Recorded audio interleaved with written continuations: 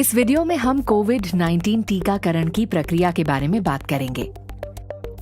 टीकाकरण के लिए प्रत्येक टीकाकरण स्थल इसी प्रक्रिया का पालन करेंगे। सुनिश्चित करें कि टीकाकरण दल सत्र शुरू होने से पहले स्थल पर पहुंचे। इससे उन्हें टीकाकरण के लिए सभी सामान की उपलब्धता जांचने का अवसर भी मिलेगा। अगर दल का कोई भी सदस्य बीमार महसूस करे तो वो काम पर ना आए। स्थल पर मौजूद दल का हर सदस्य हर समय मास्क पहने। टीकाकरण स्थल पर 3 कमरे होंगे, साथ ही प्रवेश के लिए एक दरवाजा होगा।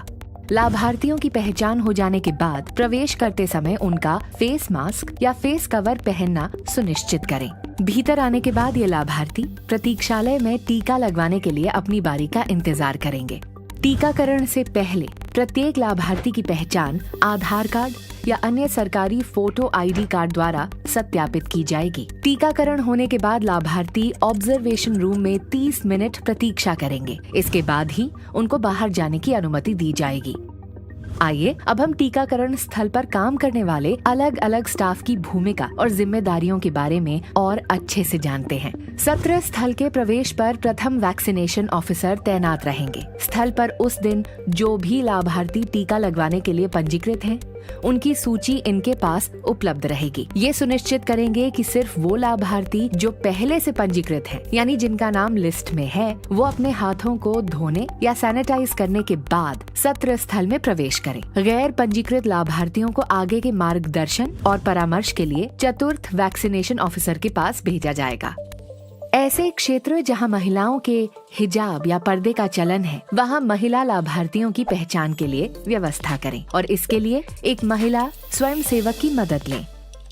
टीकाकरण स्थल पर भीड़ ना हो, इसके लिए लाभार्थियों को सिर्फ निर्धारित दिन, जिसकी जानकारी उनके पंजीकृत मोबाइल नंबर पर टेक्स्ट के माध्यम से भेजी गई है, उस दिन स्थल पर प्रवेश की अनुमति दी जाएगी।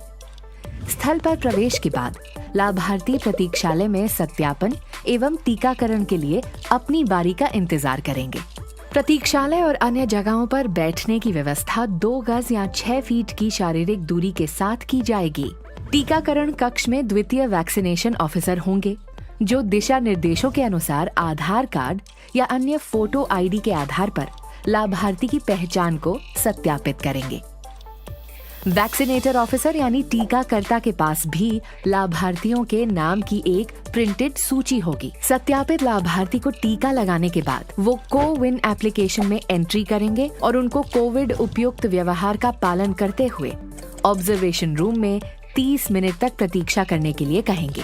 पुरुष वैक्सीनेटर अफसर महिला लाभार्थियों को टीका लगाते समय एक महिला अटेंडेंट का टीकाकरण कक्ष में उपस्थित रहना सुनिश्चित करें। वैक्सीनेटर ऑफिसर्स को लाभार्थियों व अपनी सुरक्षा के लिए टीकाकरण के समय इन सभी बातों का ध्यान रखना चाहिए। टीकाकरण शुरू करने से पहले और समाप्त करने के बाद साबुन से हाथ धोएं। त्वचा पर मौजूद किसी भी तरह के कट या घाव को कवर करें। लाभार्थी की त्वचा पर किसी तरह का घाव, चोट या दाद इत्यादि हो तो ऐसी जगह पर टीका ना लगाएं। कोविड-19 टीकाकरण के लिए केवल एडी सिरिंज का उपयोग करें।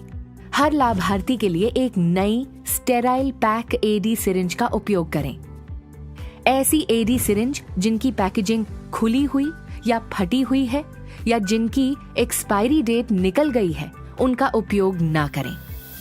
सिरिंज को पहले से भरकर ना रखें। हर लाभार्थी को टीका लगाने से पहले अपने हाथों को सैनिटाइज करें। गाइडलाइन के अनुसार उपयुक्त कोविड-19 वैक्सीन की डोज व सही रूट से टीकाकरण करें।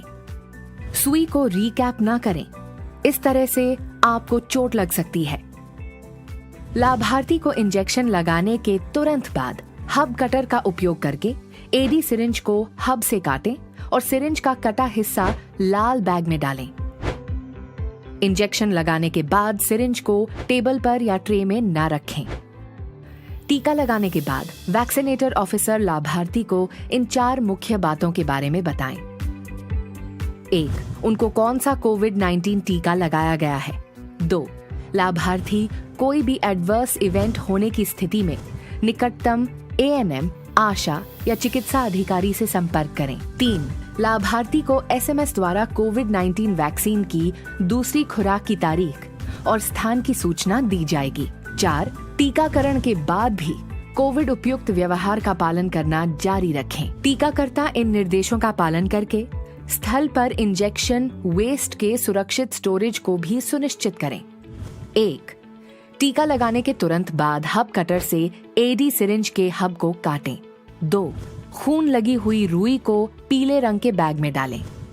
3. यदि कोई टूटी हुई वैक्सीन वायल है तो उनको नीले पंचर प्रूफ कंटेनर में स्टोर करें। 4. कटे हुए सिरिंज की प्लास्टिक वाले हिस्से को लाल रंग के बैग में डालें। 5. अन्य सभी गैर संक्रामक म्युनिसिपल वेस्ट को इस बैग में डालें। हर दिन के अंत में इम्यूनाइजेशन वेस्ट को एकत्र करके उसके डिस्पोजल की व्यवस्था की जाएगी।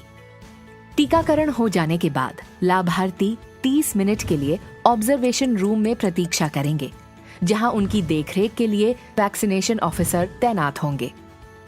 किसी भी AEFI के होने पर ये वैक्सीनेटर ऑफिसर को तुरंत सूचित करेंगे। केवल इन सभी महत्वपूर्ण चरणों और दिशा निर्देशों का पालन करके हम ये सुनिश्चित कर सकते हैं कि ये सभी टीकाकरण स्थल सुचारू रूप से चलें और वैक्सीनेशन ऑफिसर्स और लाभार्थियों को कोविड संक्रमण का कम से कम खतरा हो।